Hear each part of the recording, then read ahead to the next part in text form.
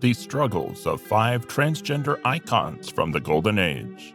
Their journey to embrace authenticity will leave you speechless. Join us as we delve into the untold stories of these legendary stars and their struggle for acceptance during their time. Oh, look at my hair. I like it. It's terrible. I like it. Do you believe this hair comb cost $10? Number 5.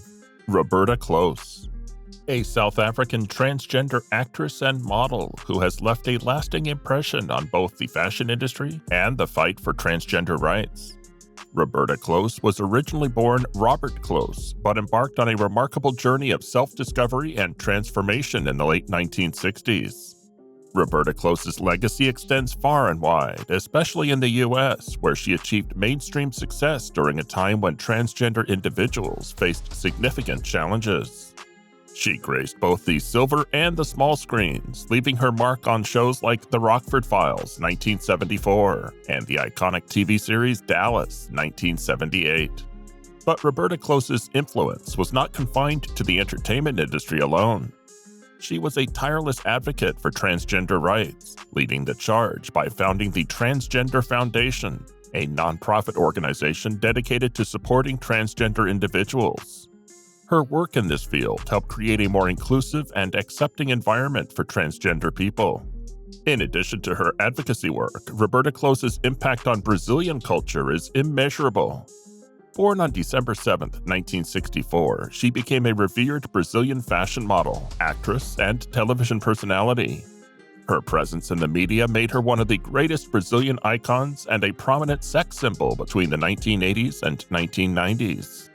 One of her defining moments came in 1984 when she starred as the main character in the music video for Erasmo Carlos' song Da Close Nela. This video, which gained significant commercial success after its release on the show Fantástico, showcased her portraying a transvestite who confidently walks through the streets of Rio, attracting the attention of onlookers. The event challenged societal norms in a groundbreaking way. Roberta Close's trailblazing spirit continued when she became the first transgender model to grace the pages of Playboy magazine. Her appearance in the magazine's pages set a new standard for inclusivity and diversity in the world of fashion and entertainment.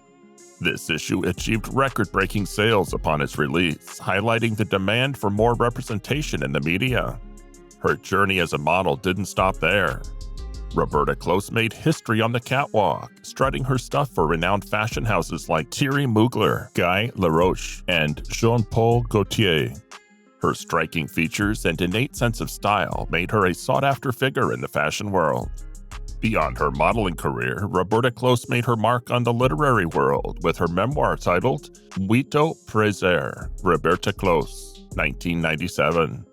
In this memoir, she shared her life story, providing insight into her experiences and struggles, which inspired countless individuals facing similar challenges. In 1993, Roberta Close married Roland Graniker. Their wedding took place in Europe, as it would not have been legally recognized in Brazil at the time. She now resides in Zurich and Paris, living a life filled with love and acceptance.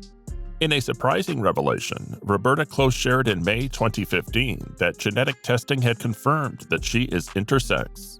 This revelation led to the issuance of a new birth certificate in Rio, recognizing her as a child of the female sex born on December 7, 1964, and given the name Roberta Gambine Moreira. Number 4. Christine Jorgenson. Christine Jorgenson was a Danish-American transgender woman who made history in the early 1950s.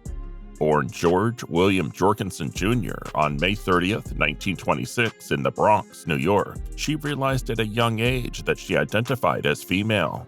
She vividly recalled her childhood hating boys' clothes and often questioning why her attire differed so greatly from her older sister Dorothy's pretty dresses.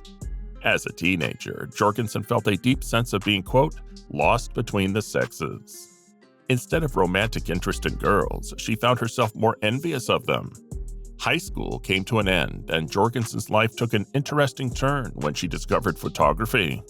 Her father, an amateur photographer, set up a darkroom at their home, and she also enrolled in classes at the New York Institute of Photography. However, her budding photography career was put on hold when she was drafted into the military in 1945.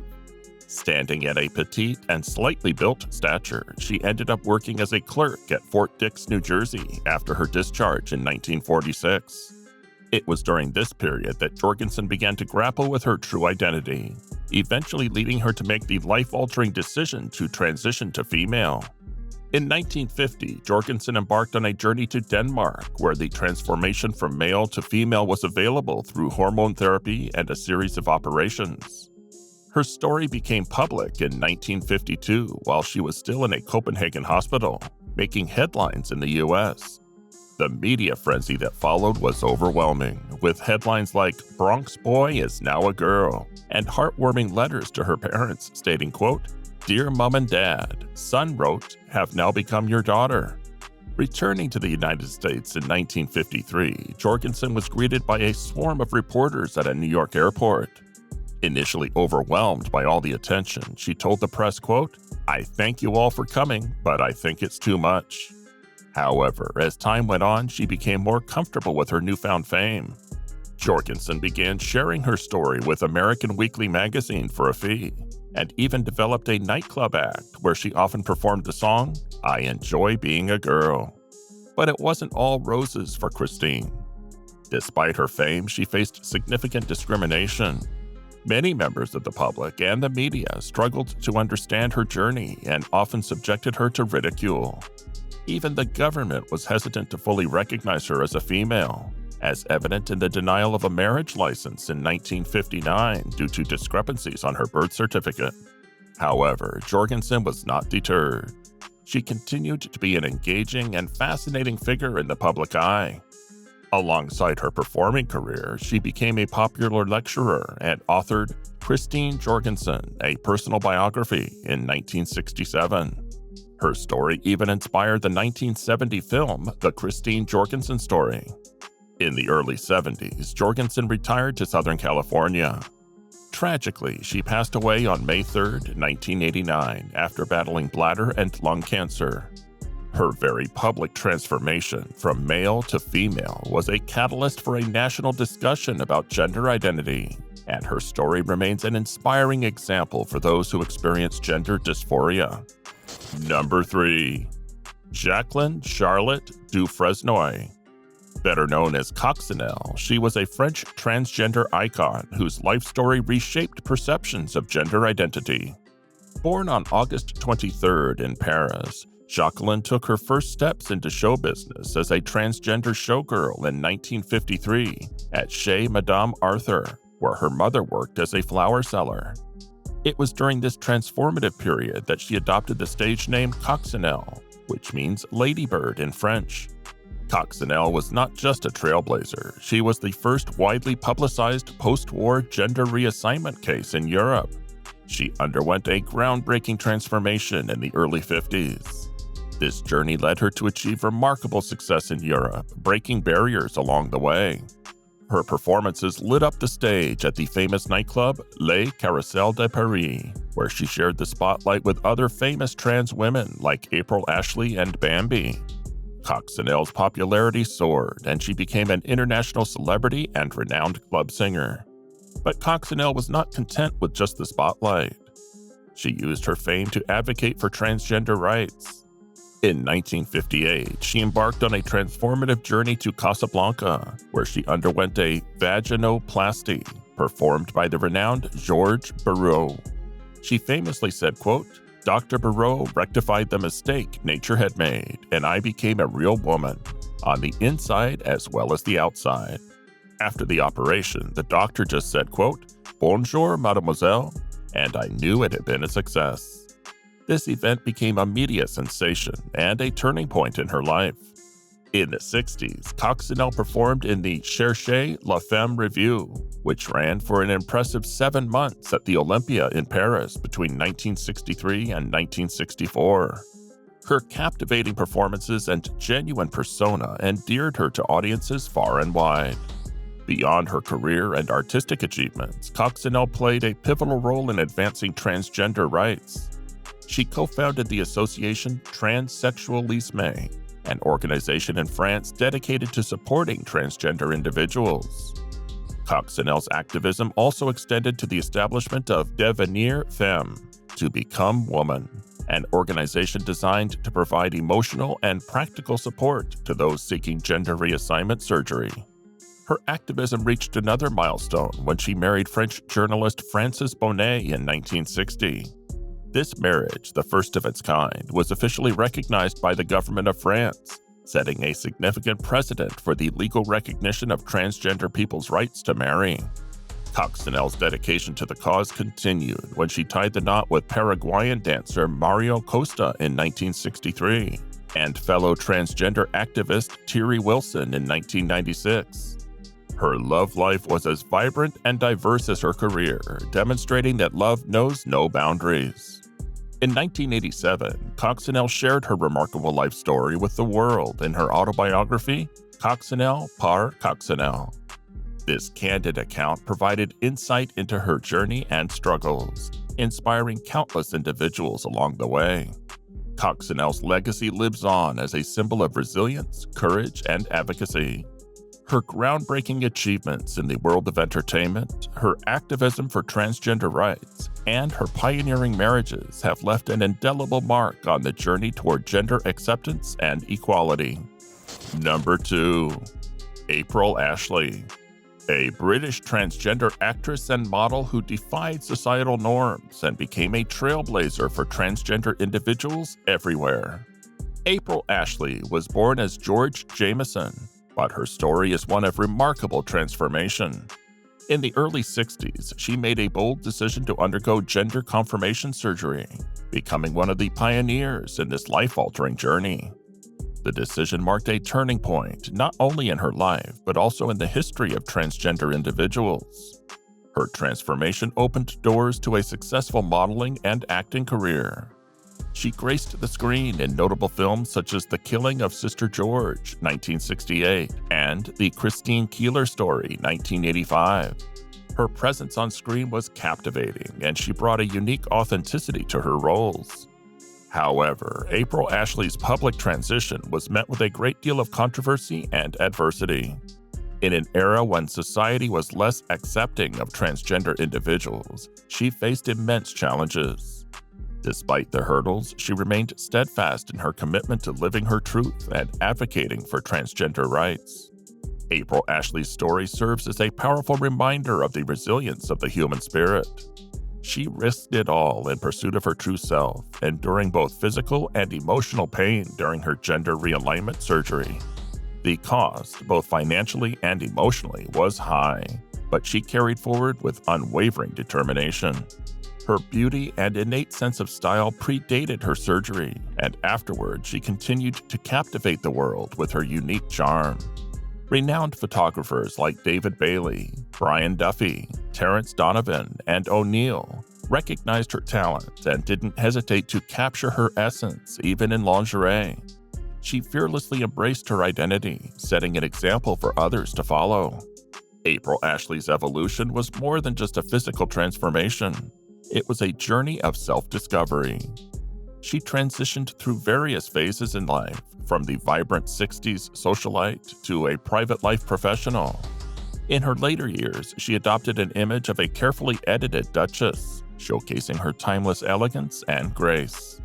One of the most remarkable aspects of April Ashley's life was her ability to transcend societal boundaries. She became an early celebrity, enjoying a life of luxury, complete with champagne sent to her table, gifts of clothes and jewels, and rides in private jets to the most exclusive places. Her story is a testament to the boundless possibilities that can arise from embracing one's true identity. April Ashley's journey was an expansive exploration of life, breaking free from the constraints of convention. Born in Liverpool as one of 6 children to Frederick Jameson, a Royal Navy cook, and his wife Ada, her early life was marked by challenges. Her father's frequent absence at sea and struggles with alcohol left her yearning for acceptance. Ada's harsh treatment and the ridicule from her siblings only intensified her desire to be true to herself. At the age of 16, George joined the Merchant Navy, embarking on a journey that would eventually lead to her transformation. After a suicide attempt during shore leave in Los Angeles, she voluntarily entered a mental hospital in Ormskirk, Lancashire. There, she pleaded with doctors to help her become more masculine, but instead, she was treated with hormones and electric shock therapy. April Ashley's determination would not be dampened. Fleeing to London, she took the monumental step of dressing as a woman, knowing that her path lay in embracing her true identity, even if the exact destination was unclear at the time. Her story reached its zenith when she published her second memoir, The First Lady, in 2006. However, controversy arose when it was discovered that large sections of the book had been taken directly from her first autobiography, April Ashley's Odyssey, written in 1982 with Duncan Fallowell. Despite this setback, her life story continued to inspire and captivate. April Ashley's impact extended beyond her own journey. She played an instrumental role in coaching actor Eddie Redmayne for his role in The Danish Girl 2015, contributing to the film's portrayal of transgender experiences. As we reflect on the life of April Ashley, we find a story of unwavering courage, resilience, and authenticity. Her legacy stands as a beacon of hope for all individuals who dare to embrace their true selves and break free from societal constraints.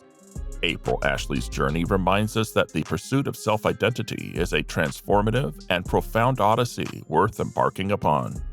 Number 1. Candy Darling.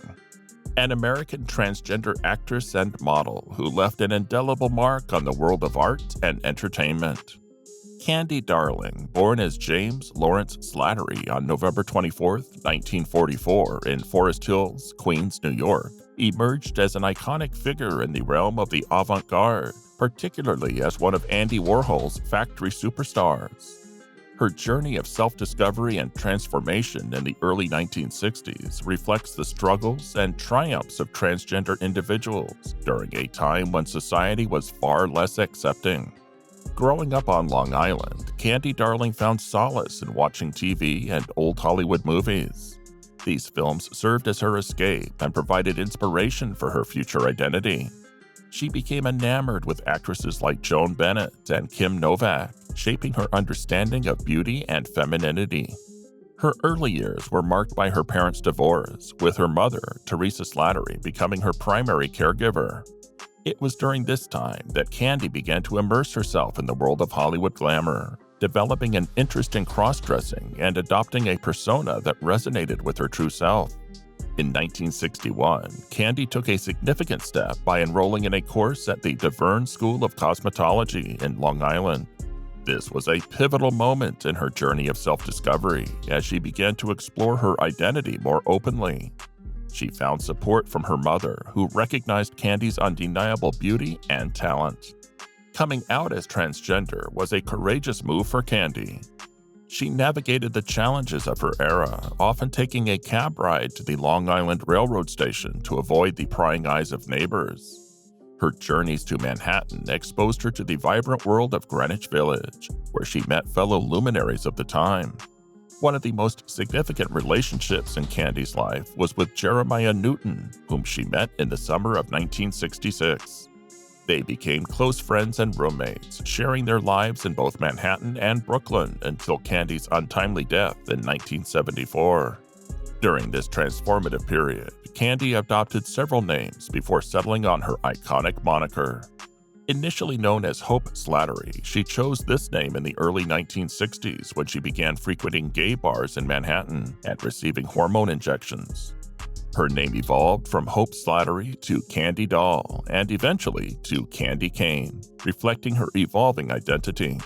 She adopted the name Darling because a friend of hers called her Darling so often that it stuck.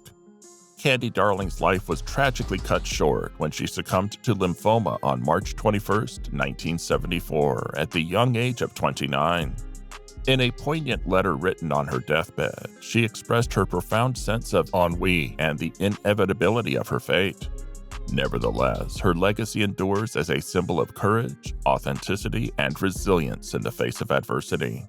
Her funeral drew enormous crowds, and she was eulogized by Julie Newmar.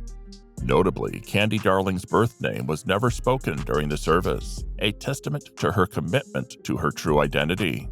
She was cremated and her ashes were interred in the Cherry Valley Cemetery in Cherry Valley, New York, a place that holds her memory at the foot of the Catskill Mountains. Candy Darling's life story continues to inspire and uplift those who seek to live authentically and challenge societal norms. Thank you for watching.